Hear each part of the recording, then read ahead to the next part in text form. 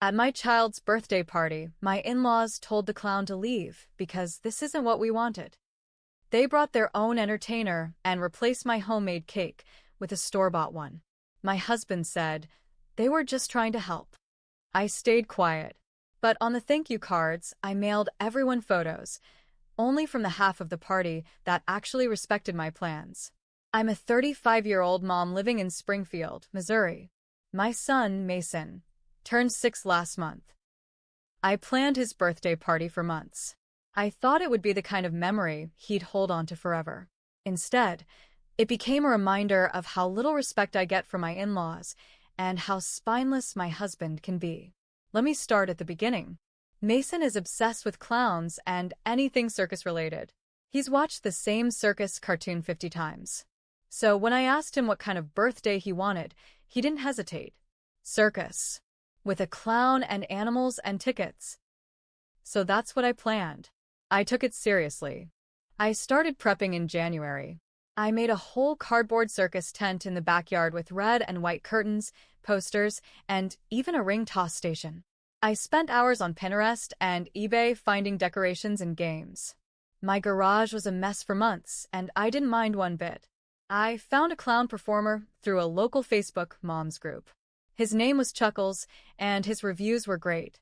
He did face painting, magic tricks, balloon animals. All of it. He was affordable and had his own insurance. I booked him right away. I also decided to bake the cake myself. 3 layers. Vanilla, strawberry, and chocolate. I covered it in circus colors and made little fondant animals. I even found a Ferris wheel cake topper that actually spun. It wasn't professional, but it was filled with love. I finished it at 2 a.m. the night before, exhausted but proud. Greg, my husband, said it looked cute. That was it.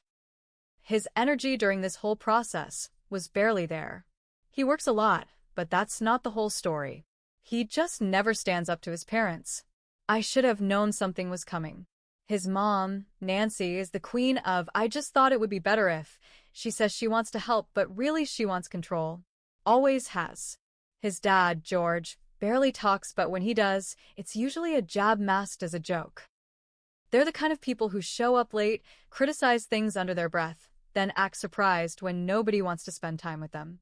The party was supposed to start at 2 p.m. on a Saturday. Kids started showing up around 1:45.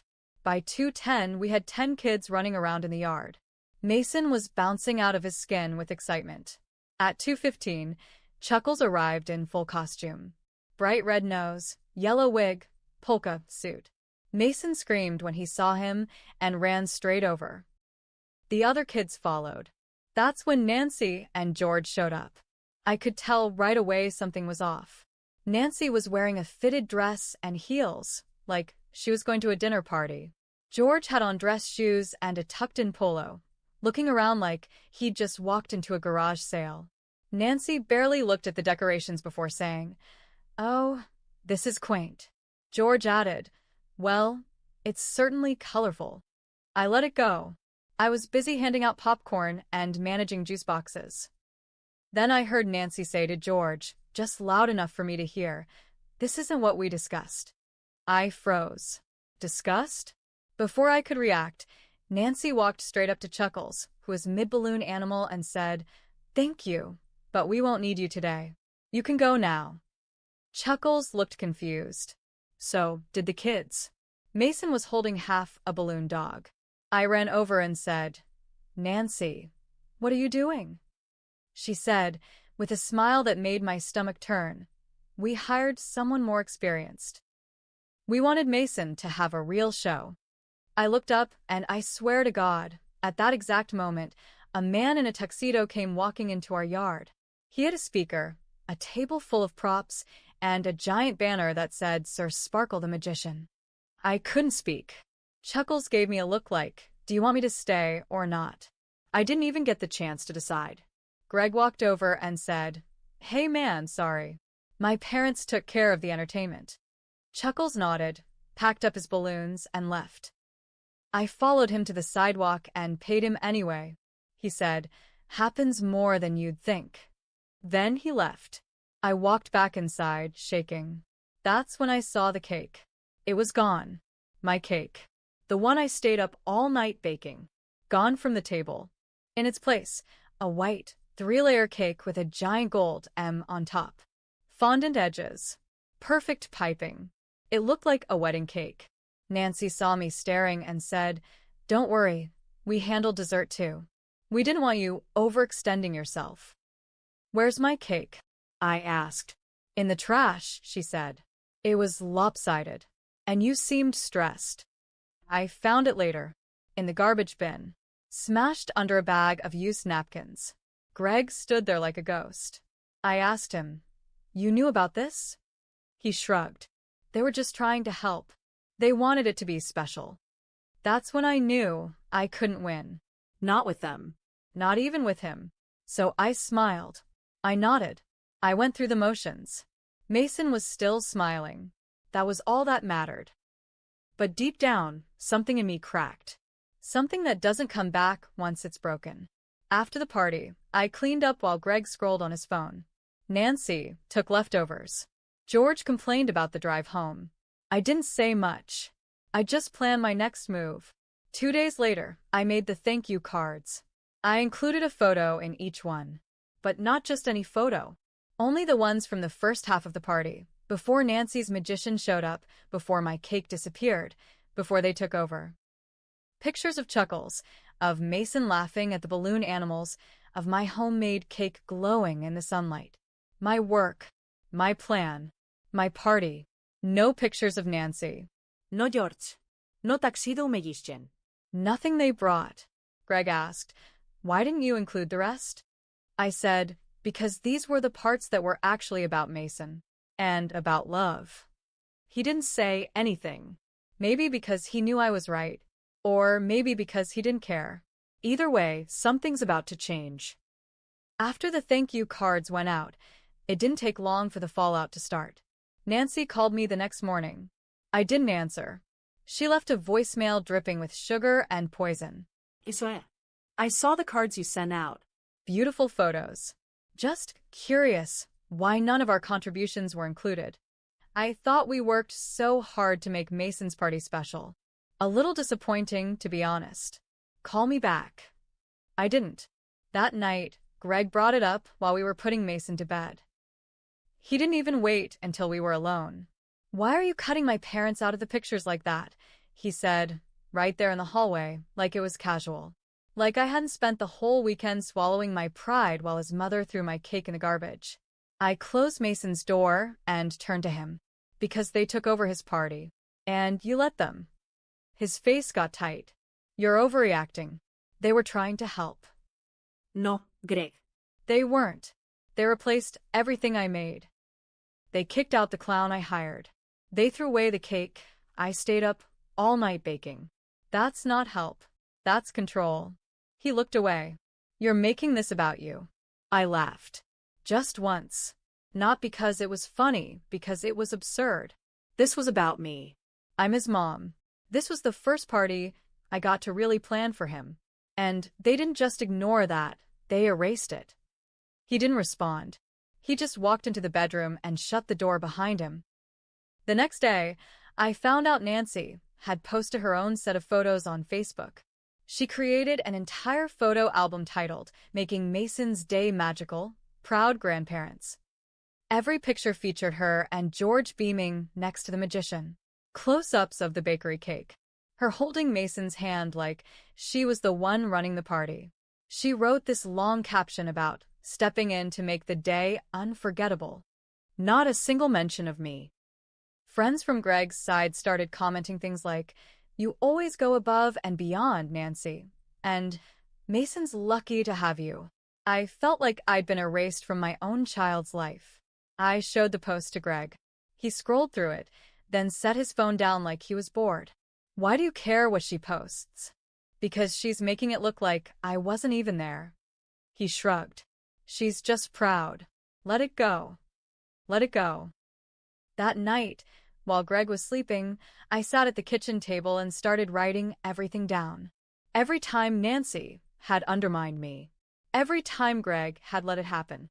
I filled 3 pages in one sitting. Not for revenge. Not yet. Just to see it in front of me. To remind myself I wasn't crazy. But I wasn't done. I started getting texts from other parents. One mom, Claire, asked if everything was okay. She said her daughter asked why the clown left early and why some lady made everyone stop playing games. Another mom, Jenna, said Mason told her son that the cake got thrown away because Grandma said it was ugly. I felt something shift in me. They hadn't just disrespected me. They'd confused my son, taught him that when someone puts love into something, it's okay to throw it away if someone richer or louder shows up. I wasn't about to let that sit. That weekend, I took Mason to the park. Just me and him. I brought the leftover pieces of my smashed cake. I'd wrapped a few slices in foil just in case, and we had a do-over party under the trees. I told him the truth, in 6-year-old words. I made that cake for you, because I love you. And when someone loves you and makes you something, it's important, even if it's not perfect. He looked up at me and said, "I liked your cake better, Mommy." I almost cried. The next week, I found out Nancy had planned a family celebration dinner at a fancy restaurant. Greg told me we were expected to come. No invitación, no askin. Just, we'll be there, show up. I told him we weren't going. He said, "You're going to make a scene over this?" I said, "No. I'm just not going to be part of their fake version of our family." We didn't go. Nancy left a voicemail saying, "I hope you understand how hurtful your absence was. We're trying to keep this family together." I deleted it, but I wasn't done yet. About a week after we skipped that dinner, things got quiet. Too quiet. Nancy didn't call. George didn't text. Greg didn't bring them up either. It was like they'd all silently agreed to pretend nothing had happened, which made me more suspicious. Nancy doesn't go quiet unless she's doing something. I was right. It started with the preschool. Mason goes to a small, private preschool just outside Springfield. The teachers know the parents by name, and there's a lot of parent involvement, volunteering, events, fundraisers. I've always been pretty active there. One morning, I dropped Mason off and noticed 2 moms standing by the cubbies whispering. I smiled at them. They didn't smile back. Then Mason's teacher, Miss Tracy, pulled me aside. "Hey, just a heads up," she said. "There's been some confusion about Mason's birthday party." I blinked. Confusion? She hesitated. "Well, one of the other parents mentioned that Greg's mom told her you didn't want to be involved in the party, that she had to take over because you were overwhelmed. That's why there was a magician and a cake from the bakery." I felt sick. She said I didn't want to be involved? Tracy gave me a careful look. I figured it wasn't true. But some of the other parents, you know how things spread. I nodded slowly. I thanked her and left. But in the car, I sat with my hands on the steering wheel for a full 10 minutes, just breathing. Nancy had gone full smear campaign. It made sense now. The silence wasn't a pause, it was cover. She'd been planting her version of the story, probably telling everyone she saved the party. That I was stressed out, maybe even unstable. That she had stepped up to protect Mason from disappointment. I wasn't just mad anymore. I was burning. That night, I asked Greg straight up. "Did your mom tell people I didn't want to plan Mason's party?" He blinked like I'd slapped him. What? No. I mean, maybe she said you were overwhelmed. Did you correct her? Silence. I stared at him. So you knew. He rubbed his face. She just said you were tired. She was trying to explain why she helped. She wasn't trying to make you look bad. She told the school parents I didn't want to be involved. She said I was overwhelmed and she had to take over. He looked cornered. Okay. That's not okay. I'll talk to her. No, I said. I'll talk to her. I didn't call. I didn't text. I showed up. Sunday morning, I dropped Mason off at a play date and drove straight to Nancy and George's house. I didn't tell Greg I was going. Nancy opened the door in her robe, holding a coffee mug. Oh. We need to talk, I said, stepping inside. She blinked, but didn't stop me. George was in the recliner, half watching golf. I stood in the middle of their living room and said, Why are you telling people I didn't want to plan Mason's party? Nancy's smile flickered. Excuse me? You told the school I was overwhelmed, that you had to take over. She set her mug down, slow and dramatic. I told them you were busy. I didn't say anything untrue. You didn't say anything true either. You didn't tell them you hijacked the party, threw out my cake, and kicked out the clown I hired. George cleared his throat. Maybe this isn't the place. It is, I snapped. You want to rewrite history? Let's get the facts straight. Nancy stood up, her face tightening. We were only trying to help. That party was chaotic. The clown was embarrassing. The cake was falling apart. We saved the day. No, I said. You stole it. You hijacked something that wasn't yours to take. And then you told everyone I couldn't handle it. That's not help. That's sabotage. She crossed her arms. You're being dramatic. I pulled out my phone. I'd printed photos from my version of the party. The good half. I handed them to her. This is the part Mason remembers. This is what he tells people about. You didn't save anything. You just shoved yourself into something that wasn't yours because you can't stand not being in charge. She glanced at the photos and tossed them on the couch. You're a mother-in-law, Nancy. Not the mother. That hit. I turned to leave. She didn't stop me. George didn't say a word. By the time I got back home, Greg was sitting at the table, pale. She had already called him. She said you ambushed her, he said. She ambushed my life, I said. He didn't fight back. Later that night, I got a message from one of the school moms. I'm so sorry. I heard what your email said. Didn't sit right with me. I know what kind of mom you are. I stared at that message for a long time. Nancy might be good at stories, but I had the truth, and I wasn't done setting it straight. The last straw came 2 weeks later. Mason came home with a drawing from school. It was a family tree project. He'd drawn me, Greg, himself, and right next to him, not underneath us, but beside him, Nancy and George. Why are Grandma and Grandpa next to you? I asked gently. He shrugged. Teachers said they're important. Grandma said she's like my other mom. My heart stopped. I looked him right in the eyes. Mason, sweetie, do you think Grandma is your other mom? He tilted his head. She said she does all the things moms do, like planning parties and making sure stuff's good. I smiled for him, but inside, something cracked and fell apart. That night, I confronted Greg again. She told Mason she's like his other mom. He sat up on the couch. What? That can't be right. It is. She's planting things in his head now. He ran a hand through his hair. Look, I'll talk to her. No. I cut him off. I've done enough talking. I'm going to fix this. All of it. I didn't wait. I made a slideshow using the photos Nancy didn't want anyone to see, the ones from before she stepped in.